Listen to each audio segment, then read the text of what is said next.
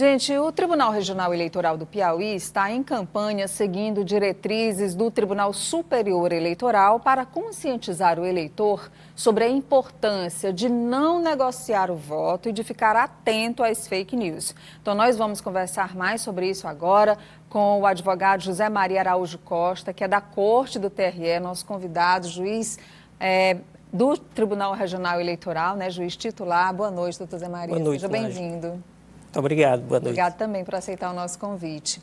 E o Tribunal Superior Eleitoral esse ano está ainda mais preocupado com as fake news. À medida em que todos esses processos, inclusive da inteligência artificial, né, vão avançando, a Justiça Eleitoral brasileira teme muito com o resultado das eleições. Então, o Tribunal Regional Eleitoral do Piauí segue essas orientações e diretrizes e de que forma se prepara para essas eleições municipais? Isso.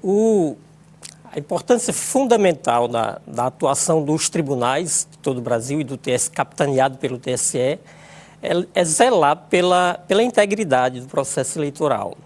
A paridade de armas, nós costumamos dizer, é a possibilidade de todos os candidatos concorrerem na mesma condição. Então, um candidato que se utiliza de meios ilegais, seja com a compra de voto, seja com a mentira, a desinformação, que é o que comumente chamamos de fake news, mas na verdade é mentira, é desinformação. Utiliza-se dessas ferramentas para impulsionar a sua candidatura, ele está desequilibrando, de certa maneira, o pleito. Está levando para a população uma informação falsa e uma parcela considerável da população vai acreditar naquela informação falsa, pode votar naquele determinado candidato iludido por aquelas informações falsas. E isso não representa o anseio democrático, que é o que busca a Justiça Eleitoral, sem querer também tutelar o pleito eleitoral, dizer como é que o eleitor tem que votar. Não é papel da Justiça Eleitoral tutelar o cidadão, tutelar o eleitor, dizer que o eleitor não consegue discernir o certo do errado. Mas com o advento das tecnologias de informação, principalmente, nós temos situações que são muito difíceis de se verificar se é verdade ou não. Hoje, com as deepfakes, e está agora, respondendo a sua pergunta, é uma das atuações fortes do TSE e dos TREs, é o combate às fake news, a desinformação, a mentira,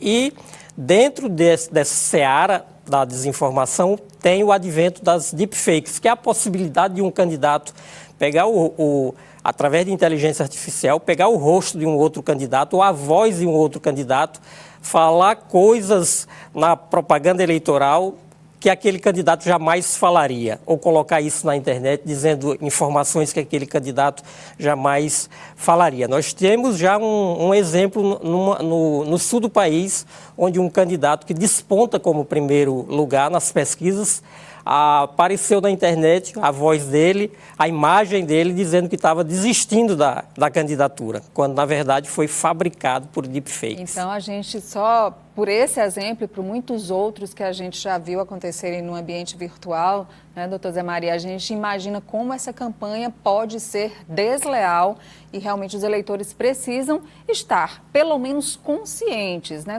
Já que pode muitas vezes não saber diferenciar, porque às vezes nem aquele olhar mais cuidadoso pode saber, mas pelo menos colocar uma dúvida, né? Desconfiar. E que instrumentos o Tribunal Regional Eleitoral, ainda na pré-campanha, pode dispor? Eu sei que a lei, né, a lei é que é o grande instrumento, né, da Justiça Eleitoral, mas a Justiça Eleitoral é uma justiça muito rápida também, muito breve, com prazos muito curtos. Então, ainda na pré-campanha, é possível que haja punição? Sim, nós já tivemos, inclusive, no TRE do Piauí, agora na semana passada, julgamos alguns casos de propaganda antecipada, mas da mesma forma como já julgamos propaganda antecipada aqui no tribunal, ou seja, porque nós estamos numa eleição municipal, onde os recursos, as ações são ajuizadas na primeira instância, nas zonas eleitorais. Mas para você ter noção da rapidez da Justiça Eleitoral, nós já tivemos caso julgado aqui, por exemplo, em Piracuruca, em primeira instância, onde o candidato foi condenado por, na verdade, o adversário imputou a ele uma propaganda irregular, foi julgado em primeira instância, ele recorreu para a segunda instância e nós já julgamos em segunda instância. Então é muito célere. Com relação aos mecanismos, nós temos agora, já em vista dessas desinformações, advindas também já de um processo de 2018 e de 2022, que o TSE vem se preparando ao longo desse tempo, em função dessa experiência, que só vem se aperfeiçoando. As experiências das desinformações, da fabricação das informações, vem se aperfeiçoando, mas o tribunal também vem se aperfeiçoando no sentido de combater. Por conta disso, foi editada uma resolução específica para alterar a resolução de propaganda eleitoral do Tribunal Superior Eleitoral, onde está estabelecido ferramentas para os juízes eleitorais combaterem essa desinformação. Nós temos, por exemplo, na resolução 23.610 de 2019, o artigo 9º, que estabelece que a difusão de propaganda irregular, de propaganda na internet, com fatos notoriamente inverídicos ou gravemente descontextualizados, com o fim de alterar o processo eleitoral, de desequilibrar o pleito ou alterar o próprio processo eleitoral, ele pode levar à cassação do registro de candidatura ou à cassação do mandato, se ele for eleito, sem prejuízo de outras punições de outras responsabilidades que podem chegar até a seara penal também. Olha, vai ser uma eleição grande, né? Como todas as eleições, naturalmente, mas é que são muitos prefeitos, muitos vereadores, né, que vão chegar às câmaras municipais, muitas disputas acirradas, e a gente sabe que no meio desse processo todo está a Justiça Eleitoral, nos municípios com juízes, né, estaduais espalhados e que atuam nas cidades, nas comarcas, como juízes eleitorais e que também estão muito preparados para combater junto com o Tribunal Regional Eleitoral e o TSE qualquer tipo de irregularidade. A gente vai falar muito sobre esse assunto porque tem muito tema, né, doutora Zé Maria, para a gente tratar aqui.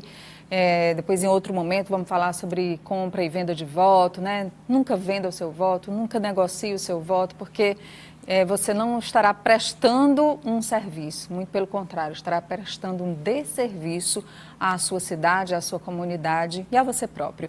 Eu queria agradecer a sua presença aqui no Jornal Cidade Verde e já deixo o convite para voltar outras vezes para conversar com a gente sobre outros assuntos. Eu que agradeço em nome do presidente do tribunal, o desembargador Sebastião Martins, a oportunidade de estar aqui divulgando as ações do tribunal e a importância da população ficar sempre atento, sempre desconfie de uma informação muito espetaculosa, principalmente nas redes sociais. Gente, às vezes também recebe no WhatsApp, não dispara sem verificar se é fato ou fake. Exatamente. Obrigada, doutora Zé Maria. Obrigado. Um abraço.